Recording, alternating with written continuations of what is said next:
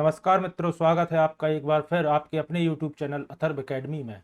दोस्तों, इस क्लास में अपन डिस्कस करेंगे इतिहास की कुछ महत्वपूर्ण तारीख हैं, जिसमें पहला है सोमनाथ मंदिर पर आक्रमण। तो दोस्तों, वर्ष 1025 में मोहम्मद गजनवी ने गुजरात के सोमनाथ मंदिर पर आक्रमण करके उसे लूट लिया था।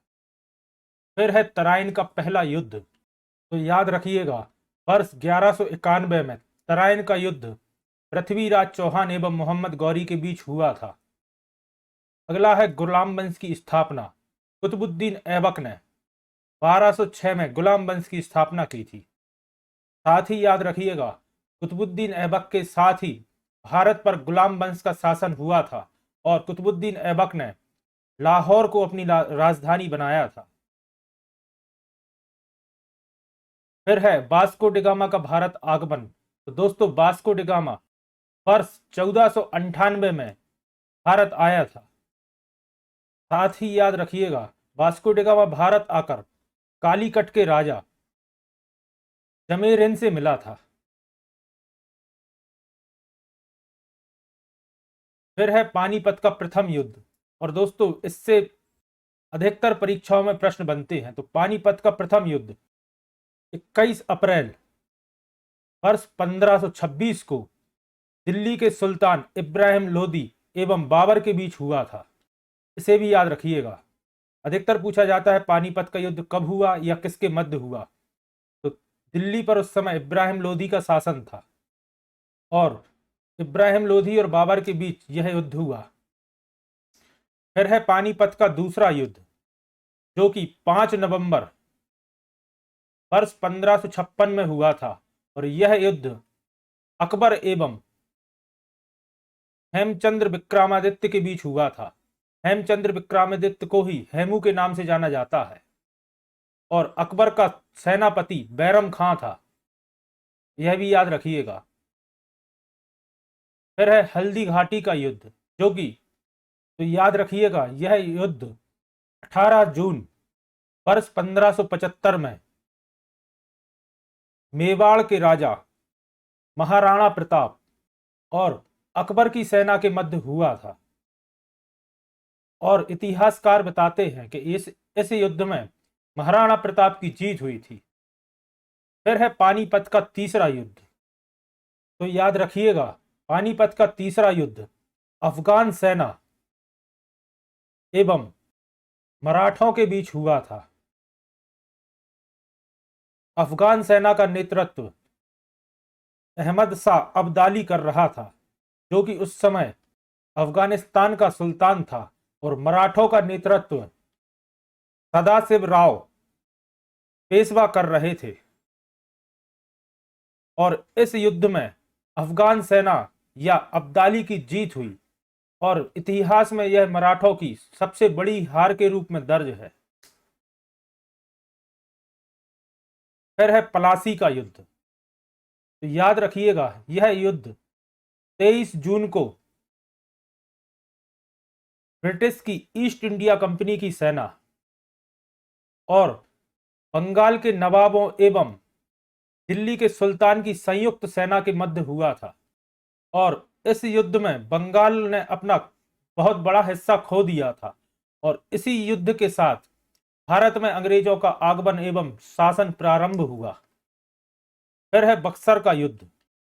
यह युद्ध भी ईस्ट इंडिया कंपनी की सेना एवं बंगाल के नवाबों और दिल्ली की संयुक्त सेना के मध्य हुआ था। इस समय बंगाल का नवाब मीर कासिम था